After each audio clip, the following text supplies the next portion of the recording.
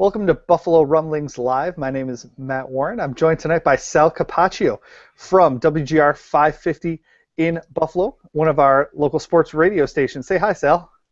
How are you, everybody? It's good to be back on the old internet thing, I guess. I've upgraded the digs from old mom's basement. I've moved on up like the Jeffersons, and it's good to be here, obviously. Well, I am in my basement. It's not my parents' basement, which is a very clear distinction, but I'm in my basement, and at some point there might be like stuff on the walls, but right now it's still like people ask me if this is a blackboard sometimes, but it's just blue paint. That's all it is. Blue is a nice color. That's nothing wrong with that. I actually enjoyed being in the basement once in a while. It wasn't really a basement. We don't want to tell anybody that, but that's okay. I withstood all the jokes for all those years because we knew that someday we'd have our plush digs here with all of the Bills, autographs and paraphernalia around me. Right. And then, so Sal's got all of his stuff in the background, and I'm nothing. I'm nobody because it's Sal Capaccio we're talking about here. No, that's okay. That we're not distracted. We can just look at you and talk to you. Then that's good.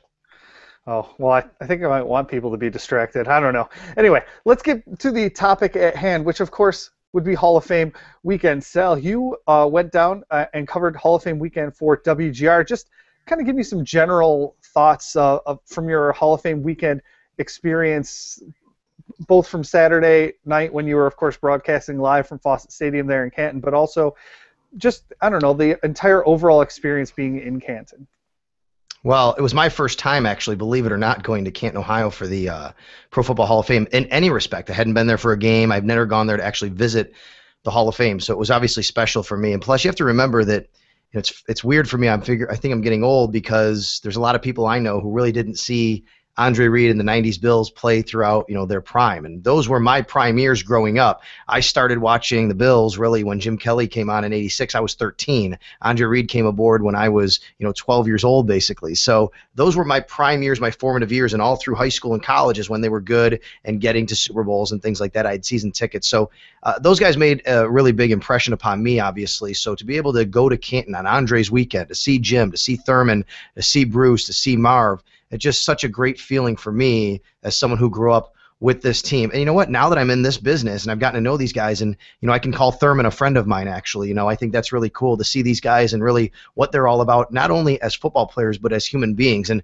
for me, Matt, I think that was really what struck me more than anything. It was great for all Bills fans to go and celebrate the Buffalo Bill going into the Hall of Fame and a Bills weekend there. But for me, it was more personal because I really genuinely saw the humanistic side of these guys, and I have seen it over the last few years with interviews and things like that, and especially a guy like Thurman and what I've been able to see through him and talk with him about with these guys and what these players and the family meant to them. So it was very cool. It was a great weekend, and Bills fans represented very, very well.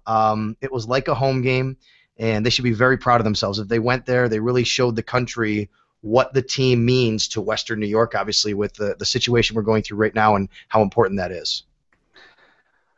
It's interesting that you bring up the Thurman Thomas and the other Hall of Fame guys because probably my favorite part of Andre Reed's 35, 36-minute speech was when he called Thurman Thomas, was it Squatty? Squatty.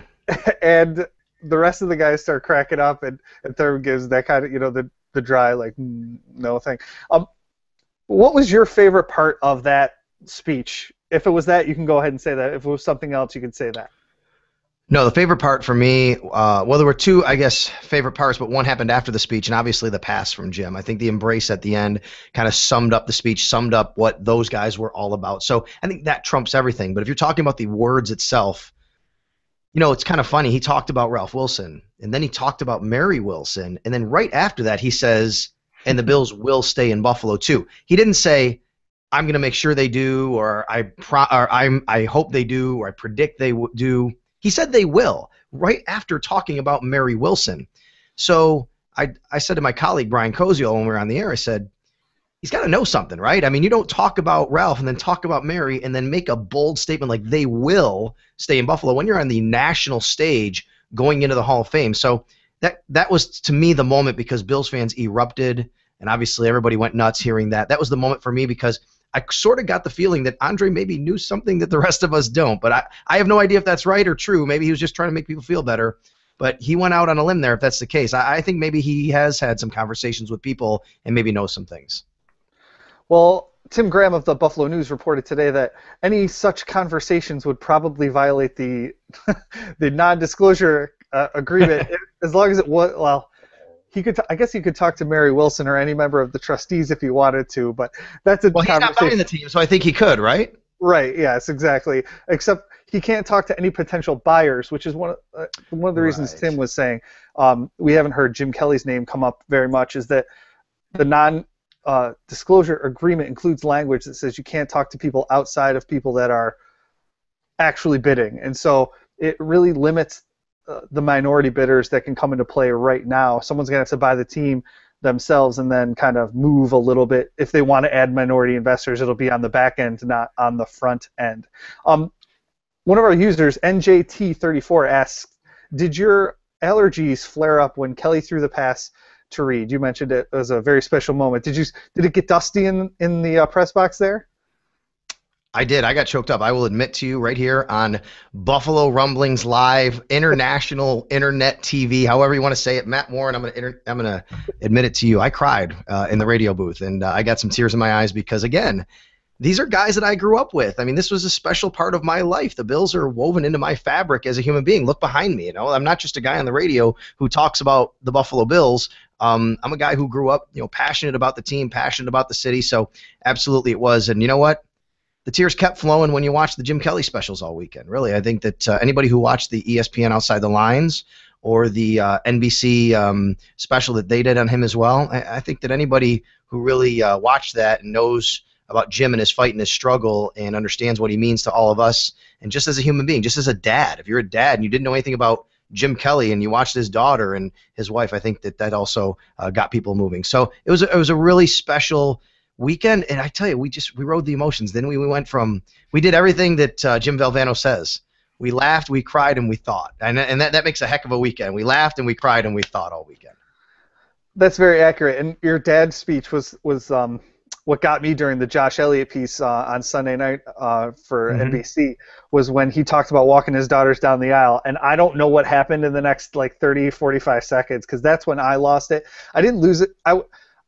I was expecting them to throw the pass at the end of the speech because Jim had kind of alluded to having something special planned at the end, and he kind of he teased it just the right amount so I was ready for it. Plus I wasn't there. You were in the middle of the emotion, and I was live tweeting it. And it's I was just hoping he would do it kind of during the speech, like, Jim, come up here and I want to throw a pass, but it didn't happen like that. Jim came out afterwards. It's okay. It doesn't matter how they did it, but it was nice to actually see that. But really, it was the embrace afterwards. That was such a genuine, warm hug that they gave each other, and you could kind of hear and see, I should say, what they were telling each other, how much they love each other, and that was really, what did it for me. So it was very cool. It was a great, great weekend to be there. And Jim, he was part of the NFL Network set, of course, at one point, and we were standing right here. We were up in the radio booth. We could see down, and the Bills fans filtered, all right next to the NFL Network set below them, and they were just chanting, Kelly tough, Kelly tough. And at one point he was done. He turned around, he blew him a kiss,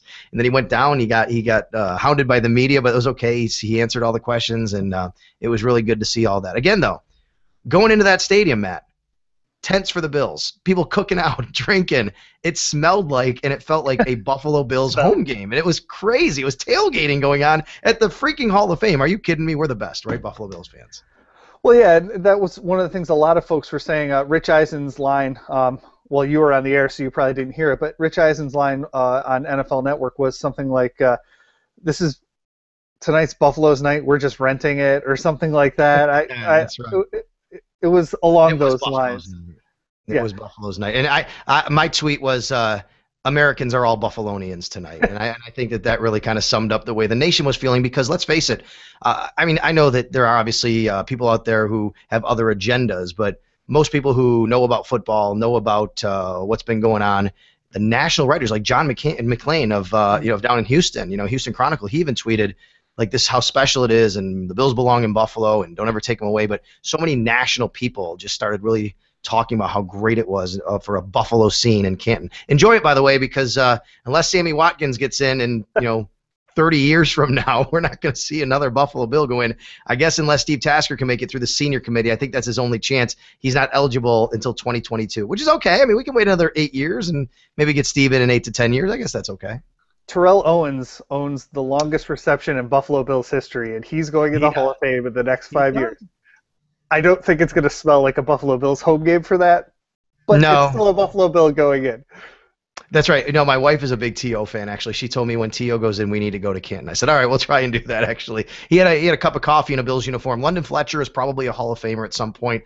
Obviously, he played in the Bills uniform. There's probably a few guys along the way we might forget about, although I can't think off the top of my head, that might get in later that we say, oh, he played for the Bills for a year or two. But the last true Buffalo Bill to go in for a while is going to be Andre Reed. And it stinks because we'd love to get Darryl in, and we'd love to get Cornelius in, we'd love to get Ken Hall in. I think all Bills fans would love to get those guys, and Steve's atop the list and has advanced the furthest in the process, but I just can't see any of them going in except maybe, like I said, Tasker through the senior committee, now that the door has been opened with Ray Guy finally getting in as well. And you might see Bill Polian go in as a contributor now that they're at least open to the idea of switching that kind of election process away from having them compete with players. Let's move to Andre's actual speech, though, and talk about it a little bit. Did you get any sorts?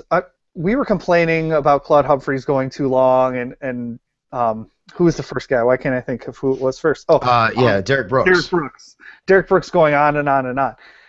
Did you hear any kind of rumblings about Andre Reed's setting what Lynn Swan called I guess to Tim Graham, a Hall of Fame record 36-minute speech? He called him your number one or something like that, yeah. Right? Did you hear any grumblings from other media folk, or I didn't? I only follow Bills people, I guess. I did not, because I think by the time Andre got up there, people realized that either they were probably not going to make their deadline anyway, and let's face it, I mean, I'm not trying to bang on them here, please don't take this the wrong way, but it was mostly newspaper people around the country who complained because they have deadlines for their print. But if you're in your business or my business, who the hell cares, to be quite honest with you? I mean, I'm on the radio, I can be here all night, pal, all right? I'm not shutting off. I'm going to stay until Andre Reed's done and Michael Strahan's done, and we didn't get off the air until close to midnight, so that's okay. I mean, that's what I do for a living. I don't mind. This is the way I look at it, Matt. These guys worked their whole life to get to the pinnacle of their careers, and they are being recognized as one of a select few people on this planet, less than 300 people.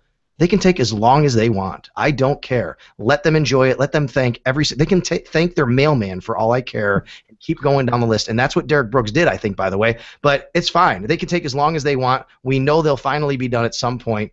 And you know what? When Andre finally got up there, though, no one really said anything because, hey, we're here for what we came for. Andre's finally up there. Let's get this thing done. I didn't really hear anybody complain about it.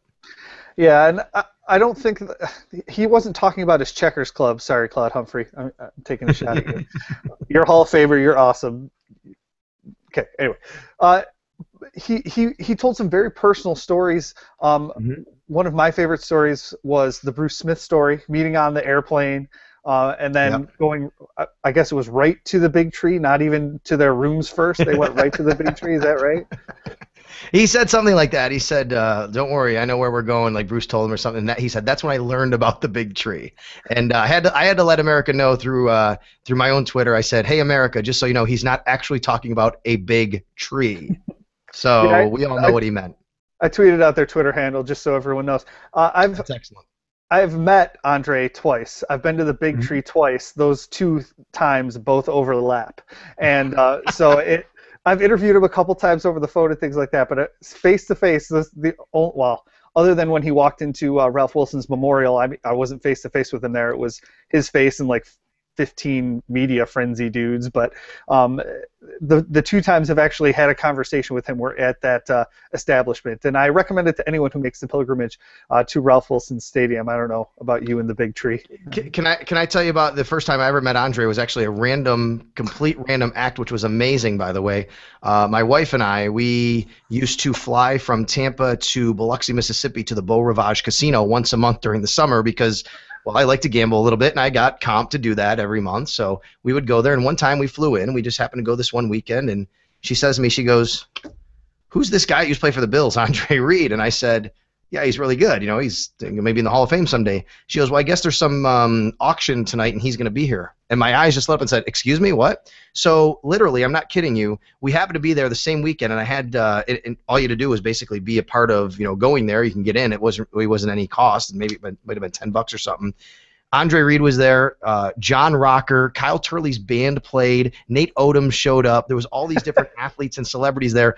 And it was just insane. I happened to be there, and we started talking and told him who I was and blah, blah, blah. And what a random, complete act. That was the first time I ever met him. And the funniest thing he did was I said to Andre, I said, my buddy back home is not going to believe that I'm just standing here randomly with you at a casino. I said, if I call him, will you talk to him? He goes, absolutely. So I dialed his number, and I gave it to him. He says, what's his name? His name is Lex, by the way. That's his name. I said, his name's Lex. And he says, it's ringing. I go, oh, I hope he picks up. He didn't pick up. There was a voicemail, and Andre Reed literally on the other end goes, hey, Lex, what's up? This is Andre Reed. I call you, don't answer your phone. What's going on with that? And he hung up.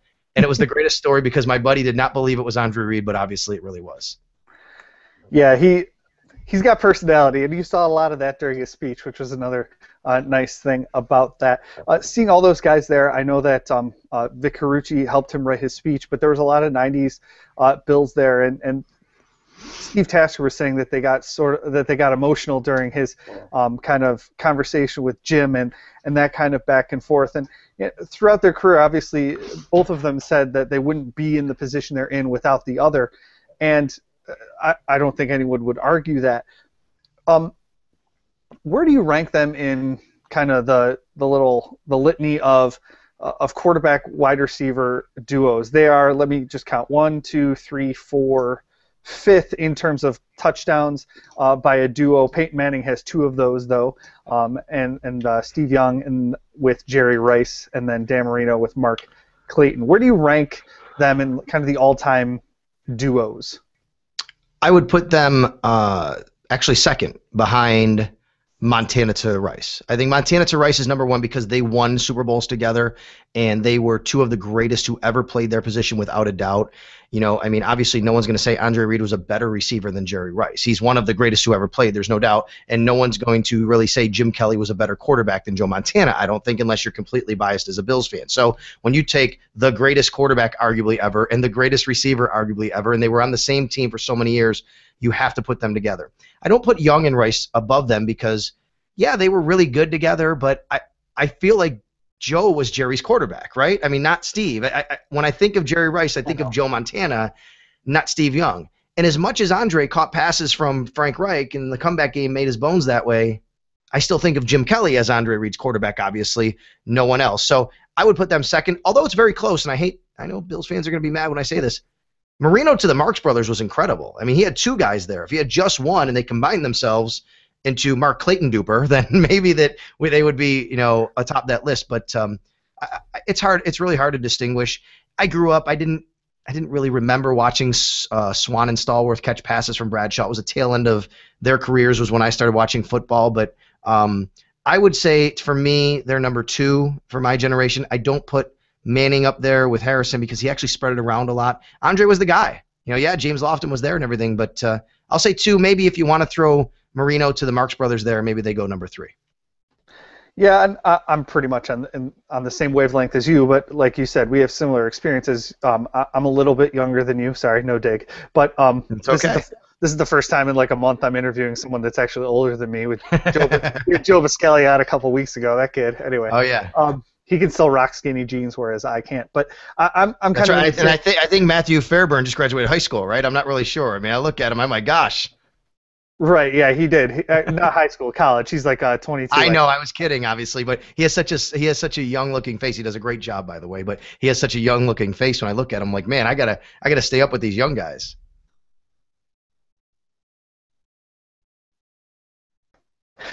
So, what other things from this weekend are you kind of wanting to share with folks that weren't there?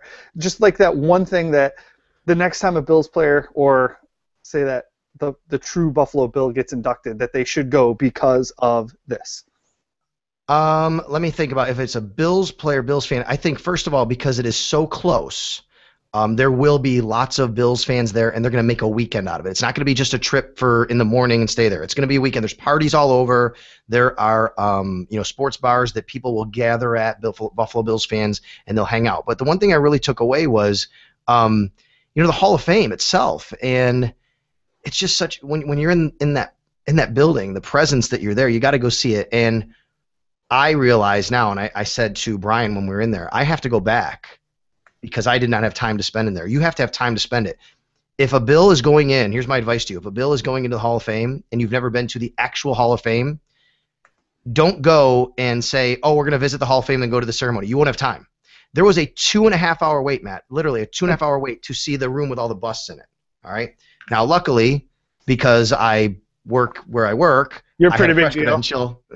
I had a press credential, and I was allowed to get into the bust area there. But that said, there was a 2.5 hour wait for anybody that wanted to go see the bust. So my advice is go visit the Hall of Fame when you can actually spend time in the Hall of Fame and not worry about getting somewhere for the ceremony and all that kind of stuff. Make a nice trip out of it. That would be my biggest advice. Well, it was a great weekend for Andre Reed, the 90s Bills, and all the fans that made the trip to Canton. So I'm glad that we had that experience with Andre because it was a long time coming for him. On Sunday night, the Bills faced the Giants in the preseason opener on, well, we saw it on NBC, and I know you were home for that as well. You made the trip home so you could sub for Howard this morning on WGR 550, where you can find Sal Capaccio, our guest tonight. You can give him a follow at Sal Sports on Twitter. He's a great Twitter follow, loves to respond to people that mention him and retweet him and things like that, so it's a great follow. What were your impressions of the game from Sunday night, Sal? First preseason game for me always is a glorified scrimmage. I mean, it's the first chance to really suit up and hit guys of the other team, and it's guys that aren't wearing your same jersey. I knew that EJ Manuel wouldn't play long. I get the debate that maybe he should have played a little bit longer, but my thought there is, would it have really helped anything? If he goes out there and throws 2 more passes and completes 1 for 10 yards, does he get any better for next week or the season than not putting him out there? And, what are you risking as far as injury? But that's okay. I get why fans wanted that. They wanted to see more of him. They wanted to get more work. The game was kind of sloppy as it went on. We saw some drop passes, obviously. We saw the Bills block a punt, so I would say from the Giants' point of view, that's sloppy for them. But the first-team defense looked really good for the Buffalo Bills. One of my concerns was how are they going to react to Jim Schwartz and this new defense and things like that. Man, they looked really good, and I know there's still a long way to go, but so far so good with that. So my impression was it was a sloppy game. I expected the Bills to look a little cleaner. I expect maybe the Giants to look a little cleaner as well in some areas, but that's okay. It's the first preseason game. You get 5 of them this year, so you kind of hit the reset button, and now you get your normal allotment of 4 after this week, and you move on. Mm-hmm. Well, one of the big topics that's been going around is the wide receiver rotation. We saw Chris Hogan on the field well before we saw Robert Woods on the field. Mm-hmm. Does that bother you at all? Nope. I've been around football long enough to know that coaches have many, many different reasons that none of us will ever know about to do things that they do in the preseason. And I have no idea, but my guess is, and I could be totally wrong, that they just want to see Chris Hogan go against a starting corner, go against starting defensive backs to see if he really is truly deserving of being a guy they can keep on this roster and maybe play as the number 2 slot receiver. I don't think it had anything to do with Robert Woods. Now, that said, how do I know? Maybe Robert Woods ticked off Doug Marrone doing something this week, and they said, hey, for 1 week, you're not going to start. Maybe he just hasn't been running the routes the way they want him to. My guess is, though, that's not the case. This was more about probably, hey, let's make sure Chris Hogan's the guy. We're going to put him in some pressure situations here. Let's make sure he's the guy that we really want to keep on this roster. Can he handle going against starting cornerbacks? That's more about what it was for me. I would imagine, but, of course, we don't know. Yeah, Brian Gallagher broke it down on our website this afternoon at BuffaloRumblings.com. Go click on it, where none of the players got work both in the slot and on the outside. So it's like you said, it very possibly was Coach Marrone and Coach Hackett going in saying, all right, we want to see how Chris Hogan does in the slot, which he did for an awfully long time in the game. He worked with the first and second team in the slot while Robert Woods was on the outside in the slot. But then in the third quarter, Woods moved into the slot position as opposed to being on the outside where Marcus Easley came in and had a pretty nice night for himself too. What's kind of the biggest question mark at the wide receiver position for you moving forward if it's not where Robert Woods is going to line up? Obviously, everybody wants to know the final wide receiver spot and who's going to wind up getting that spot. Maybe does Marcus Easley actually make this team as a wide receiver because of his special teams? I think probably he does, but I never thought he was a lock, although after last night, probably much more of a lock now than if he's a lot closer to that. The inexperience is still a question mark for me. You have a second-year quarterback, and as great as Sammy Watkins can be and is right now, I think, talent-wise, he still never caught a pass in the NFL. And then you have, obviously, Robert Woods, who's only in his second year. Marquise Goodwin, who's only his second year, but didn't play a lot last year because of injuries. And really, Mike Williams is the old man of the group. He's only 25, 26 years old. So if there's any question at all, I think it's just the overall inexperience of the group along with a second-year quarterback. I think they're very, very talented, Matt, like really talented. You're not going to get many guys who go 4 deep like that are that talented on most teams, but the inexperience could be a question as you roll into the season. Right, and we're getting a lot of questions about Kush to Push asks, who's in and who's out. You just went through some of that. I think Hogan makes the team, and I think they keep Hogan. I think they keep Easley. They'll keep 6 wide receivers, I think, although I've really liked what I've seen from Kevin Elliott during training camp. But I believe that this comes down to Easley on special teams will stay because of that, and Hogan does make the team as the 5th guy. Okay. So just for clarification, Dan Lavoie, one of our readers, said he wanted to know specifically why Hogan was kind of running with the first string, and you said, well, you don't really know, but you think it was just a trial run to see how he would perform in the slot against top cornerbacks. Is that right? Absolutely. I think that's why he did it. Again, I'll reiterate, we don't know what's in Doug Marone's mind for a preseason. There's 32 teams in this league. There's 32 coaching staffs in this league. They all treat preseason differently for different reasons. We don't know. My first thought is they said, hey, we like Chris Hogan, but let's be sure about it. Let's put him against starting DBs. Let's put him against a starting defense. Let's put him with our own starting quarterback. That way, when he comes out of a game, we're not saying, yeah, he had 5 catches, but it was against second and third stringers. Let's see what he does. My guess, it was more about seeing where Hogan actually fits against starting defensive players than it was about him versus Robert Woods. Yeah, and E.J. Manuel after the game said he was surprised that Woody wasn't in with the starters, and Robert Woods, I think, gave a smirk when Sal Mayorana from the Democrat and Chronicle asked why he wasn't with the starters. He just gave a smirk and said, I don't know. So I'm not reading too much into it. It's something we'll monitor this Friday when they play the Panthers, but if I had to guess right now, I'd say it's a molehill, not a mountain. But no, I think it's temporary. I agree. Okay. ESPN did this thing called Overreaction Monday today. I saw it. And the Buffalo Bills fans lived up to the name very, very well. They asked the question, is Sammy Watkins a bust after not catching a pass in his first preseason game? I don't want to ask you if you think he's a bust, so I'm just going to say, what are your thoughts on that kind of question? Well, I think they were mocking the question is what they were doing. I don't really think they were asking the question. They were making fun of people who say that because it's called Overreaction Monday. They're saying, hey, here's a typical overreaction. What do you think? And obviously Schlereth and Herm, I believe it was, and even Trey Wingo all kind of laughed and said, no, that's not true. They all praised Sammy Watkins. So Bills fans can settle down. What they were basically doing was trying to fill airtime with, hey, this is what happens after a preseason game. Let's make fun of it. And that's what they did. Did you see anything out of the passing game in general? E.J. Manuel was, 2 of 7, I think, at the end. He had more passes knocked down by the linemen and linebackers than he actually completed. Is that something that worries you after the first preseason game with E.J. Manuel, a notoriously slow starter? No, not at all.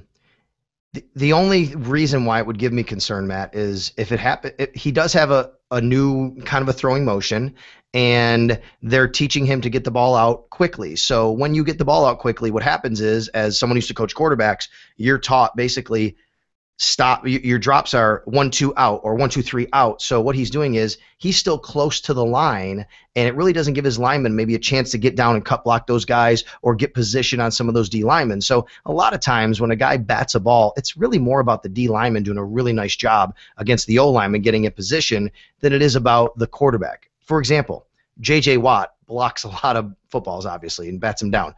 Do we ever hear someone blaming the quarterback for that? We always say, oh, my God, J.J. Watt is really good at what he does. So it's really more about the D lineman. Now, that said, all of last year, through 9.5 games that E.J. Manuel played, he had 3 balls batted down.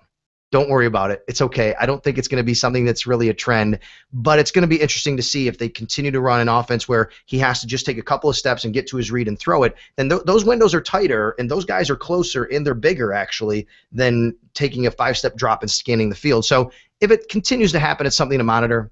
I'm not too worried about it right now. As far as his game overall, 2 of 7 for 19 yards. Now, let me ask you this. If Mike Williams comes down with the catch in the end zone, and he winds up 3 of 7 for 40 yards and a touchdown, doesn't the narrative change on E.J. Manuel's night around Buffalo? Of course it does. Absolutely. And by the way, Mike Williams should have caught that ball, I thought. That was a beautifully thrown ball to the back of the end zone, exactly where it was supposed to be. So I don't give a lot of stock into the actual numbers. I think that he didn't play horribly. He wasn't great. He wasn't horrible. He didn't turn the ball over. Got a couple balls batted down. So let's see, where we go from here. Friday night is another game and another chance to see E.J. Manuel in his progression. That was another part, not ESPN's Overreaction Monday, but our Overreaction Monday over at Buffalo Rumblings, which is the real Overreaction Monday, was Doug Marrone actually said what you just said, that it was the offensive lineman's kind of responsibility to make sure those passes don't get knocked down. And people what do you know? I might know something about football, right? I mean, that's what it is. People were calling him out about it. That doesn't even make sense. His tablet wasn't working. He's just covering for EJ. A lot of excuses. And I'm glad to hear you say that. It just kind of brings it home. You brought up your coaching background. We're with Sal Capaccio, former coach, now radio personality, and the hardest working man in Buffalo sports media, from what I've been told. And Kent Dickerson, one of our readers, asks, as a guy who coached the position, he wants to know about Jeff Toole. Does Jeff Toole really pose any sort of threat to E.J. Manuel, and should he? And what can he do to kind of work as a viable option into first-team reps?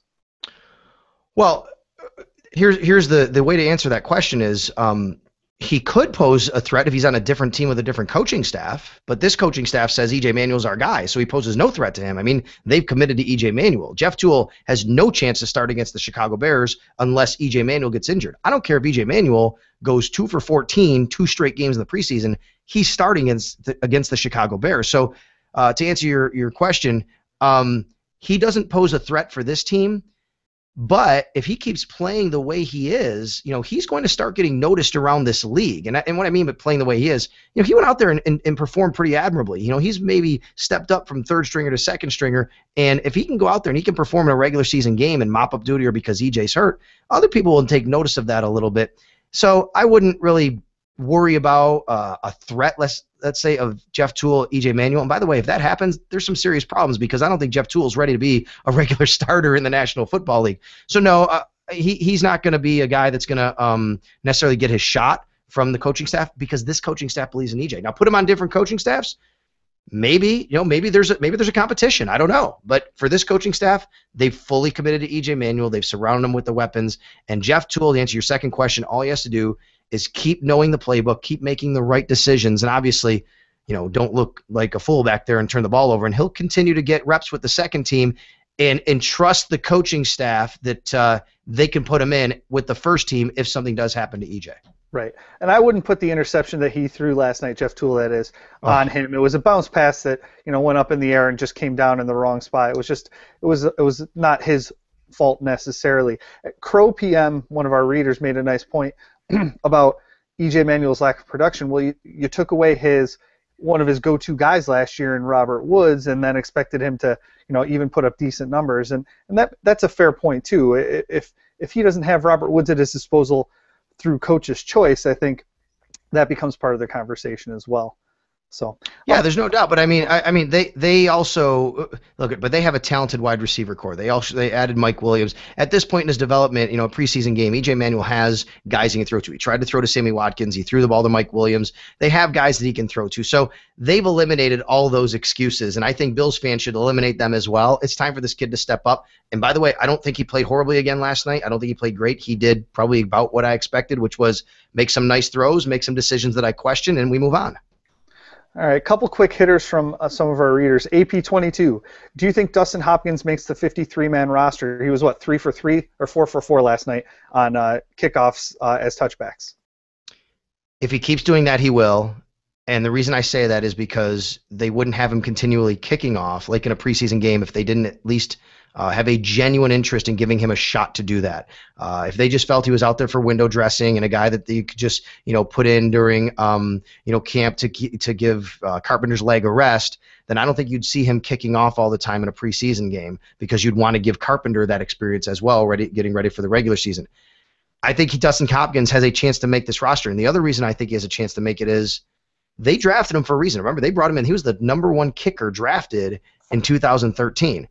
And even though Dan Carpenter really kicked well last year and they signed him to another contract, I think the Bills like what Dustin Hopkins brings, and at least he's kind of a security blanket there in case last year was a fluke for Dan Carpenter, who has been on a couple different teams already in his career. Mm-hmm. I can't say his name. Chantrell Henderson. One of our resident draftniks, Dan Lavoie, asked if you see him maybe cross training at right guard, left guard and right tackle. Do you think he has a spot on this roster? Well, first of all, he has a spot on the roster. There's no doubt because the coaching staff took a flyer on him and they took a chance on him and they like him and they started him at left tackle last night. At this moment, now I could be wrong. Of course, I don't know what's in their mind. I'm not in their meetings. I wish I was. I can't see him cross-training at all these different positions because he's a young kid and he needs to learn one position and he needs to – and if they want to put him at guard and learn that position, that's fine. But right now he needs to concentrate on what he's doing because Cordy Glenn's not there and they need a left tackle. And right now this kid is it. He played really, really well last night. And then on the other side, and I'm sure people are wondering about Quanjo, he did not play well last night. That being said, Friday's a different night. Like, these are rookies. It's their first time in the NFL. It's the first time against live action. Chantrell Henderson could go out there against the Carolina Panthers on Friday night and look awful and get absolutely abused. And Cyrus Quanjo could get out there against the Carolina Panthers on Friday night and look like an all-world tackle. So we don't know. Let's just kind of temper the enthusiasm a little bit for Chantrell and also not get ready to all of a sudden throw Cyrus Quanjo out with the cuts and the trash right now after one preseason game, 2 weeks into their NFL freaking career, by the way, all right? Let's just slow that down for a second. Anything can happen. It's a process. I keep telling my big quote to everybody, Matt, here is for everything, let the process play out. Let the process play out. We'll see where these guys are after another whole month of camp they have. Yeah, and I also like some of the flashes I saw from guys like Bryce Brown and things like that. But let's move over to the defensive side. And I mean, if you just watch the first two series with the defense, like Jim Schwartz is a genius. Kyle Williams is going to be All-Pro this year. What did you see out of the first team defense that made it so good in those first two series? They looked really prepared. Like they didn't miss a beat as far as the new defense and what they expected of them. Here's a new defensive coordinator that comes in and kind of is, I'm not gonna say he's polar opposite of Mike Pettin, but really he's running a much more different kind of system and scheme. Now he could have kept a lot of the same terminology. We know that they try to do a little bit of that, but they're going basically straight to a 4-3. There's not going to be as much blitzing from the linebackers. There's not going to be as much movement pre-snap from these guys. They look prepared. I was really impressed by that. And the defensive line just looked really good, and they ate, man. They ate against that New York Giants offensive line. They did a really good job. And if Kyle Williams can do what he did last night, he may play at an All-Pro level until he's 42 years old. I mean, the guy just doesn't seem to stop. And the other thing I was really impressed with was Nigel Bradham. I mean, Nigel Bradham played very, very well at weak side linebacker. They're going to miss him against the Chicago Bears playing against Matt Forte and Jay Cutler and that offense. But if he can play like that from the weak side linebacker spot, the drop-off from Kiko just really won't be as drastic as so many people feared, and they could actually wind up with a pretty darn good linebacking core even without Kiko Alonso. That said, there are still some depth issues at linebacker. There's no doubt about that. But the starting guys, they did really well, I thought, last night in this game. As a reminder, Bradham got a one-game suspension last week from his August 2013 arrest. At least that's what we're hearing. We don't have confirmation on that for marijuana possession. So he will be out against the Chicago Bears in Week 1. A little bit further back in the secondary, Duke Williams or Denoris Searcy. Williams had the highlight reel play where he absolutely leveled one of the, I think it was a running back, wasn't it? I think so too. By the way, he's been doing that all camp, by the way. So talk about Williams versus Searcy. Williams is going to have a spot on the team, I would think, but is he going to be stealing playing time and snaps from Denoris Searcy? I don't know. You know what? I think judging by what I think the coaching staff feels about Duke Williams, and I can understand this, is he's kind of right there, but he's not consistent enough yet. For every play you see that he made in that Hall of Fame game where he blew up the guy, coming up from the safety spot, he'll have another play where the coaches will be like, oh my gosh, where was he? Why wasn't he in the correct spot? Whereas I think Denoris Searcy is more of the safer play. He's been in this defense now for several years with this group, I guess. He's a veteran. I think they can rely a little bit more upon. I think he played well last year. He's also a guy that gives you a little more flexibility. He can come down and play kind of a hybrid linebacker spot, especially in like third down type of situations. So I think that Denoris is still the guy, but Duke Williams' ceiling might be higher than Denoris, but you're also, I think, risking some things with Duke Williams on the field you're probably not necessarily risking with Denoris Searcy. I'm not saying Denoris is a great cover guy. He's not necessarily a great cover guy, but still, there's going to be a moment, if Duke Williams is playing, I'm telling you right now, there's going to be a moment where you go, oh my God, why did he do that? And they get beat for a touchdown or something like that. And that's, I think, what the coaching staff is just trying to get past to get him more consistent. You're going to actually see a lot of those plays in the Jim Schwartz defense, I think. Yeah, I think you're right. We were talking about with the wide nine in one of the articles you posted on WGR550.com. I guess it was a couple weeks ago now. It's a lot of one-on-one matchups, and if you don't do the right thing or if you lose your matchup, there are gaping holes in this defense that can be exploited for big plays once in a while. And so every once in a while you're going to get one of those kind of palm to the forehead plays, not just from Duke Williams, but it could be from a guy like Kyle Williams, Marcel Darius. They take the wrong angle. They let someone through, and there's nobody on the backside to save them. That's right. And I'll tell you, if you want to see a great example of that, Matt, the very first play of their season last year, the very first play, they played the Minnesota Vikings, and I know it's Adrian Peterson. He's a different cat, all right? Not everybody's Adrian Peterson. There's only one AD, right? But go, if you can, watch that particular play. If you have game rewind like I do and watch the All-22, or if you just want to watch a highlight, the very first play of their season last year again on defense against the Minnesota Vikings, 78 yards later, Adrian Peterson is celebrating a touchdown because he made one cut. The backside linebacker just over-pursued a little bit, and there was no one home, and that was it. And that's what you have to be careful of in this defense. You're right. It's a lot of one-on-one matchups. I like to describe it as two separate defenses being played at the same time. Your edge guys are playing one defense, and your interior is playing another defense. So you really have to make sure that everyone's doing their job and winning their battles. Otherwise, as soon as that running back gets a little bit of a seam and into space, he could have a big play. Okay. Sal, we're going to give you a chance to plug some of your other stuff right now. Schools You, one of our users, asked about the autographed helmet in the background, and you told me where it's from, so I'll let you just kind of take it from there. Where's that helmet from? Well, I do a TV show here in Buffalo on Time Warner Cable Sports Channel. We tape it every Monday night during the season, and we go around to different bars and restaurants or other establishments. We actually went to an MMA fighting arena once and did the show from inside the cage with Sean Merriman, which was pretty cool, right? But it's usually at a bar or restaurant, and we film it every Monday, and they air it on Saturday and Sunday. And what I did last year was I said, I'm going to buy this Bills helmet, and I'm going to put it on the on the desk in front of me for every show. By the way, the co-host last year was Arthur Moats. It was Out of Bounds with Arthur Moats and Sal Capaccio, and I'll get to that in a second because Arthur left. But I went every week last year, and Arthur would bring another player, and we'd talk about the previous game and blah, blah, blah. When that player came in, I would have them sign that helmet you see right there. And I just had my son. He was born in December, and I started doing it, and I knew we were pregnant when I was having a son. So we started it in week 1, and I had everybody sign it. And by the time the season came to an end, my now 8-month-old son has a helmet signed by pretty much many of the 2013 Buffalo Bills. That's his first real Bills gift from Daddy, so it's pretty cool. Arthur Moats is no longer here, obviously. He's with Pittsburgh. We don't have an announcement yet on who's going to be the co-host this year. A lot of people have asked me, but we are working on a few different players.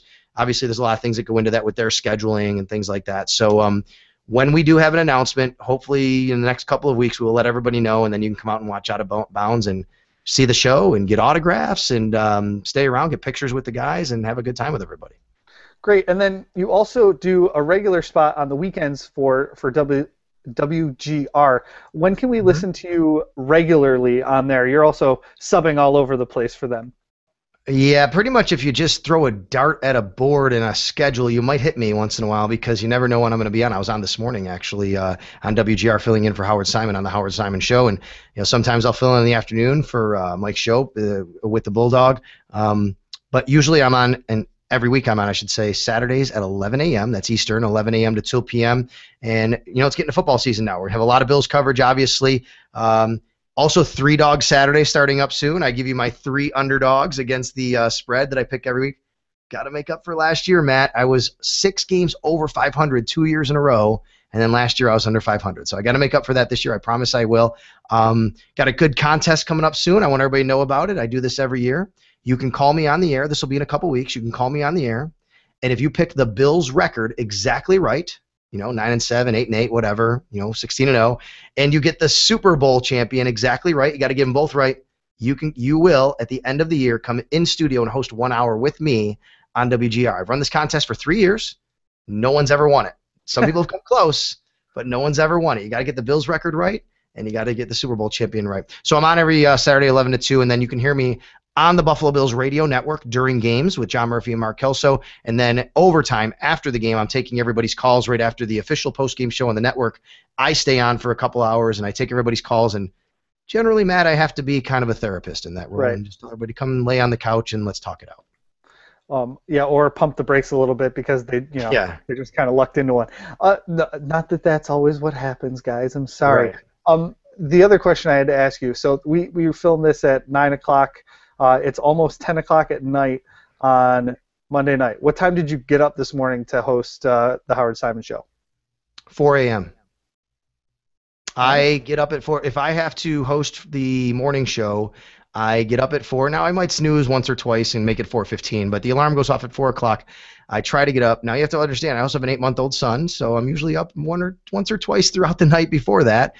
Get up at 4 a.m. I am out the door just before 5 a.m. I live in the city of Buffalo. It's about a 20-minute jaunt into our Amherst studios. Got to get my coffee bright and early on the way in. Luckily, they have it made for me at the local 7-Eleven. Good plug for them. They do a nice job of getting my coffee ready for me. But I get my coffee, and I get out the door, and I am in the studio.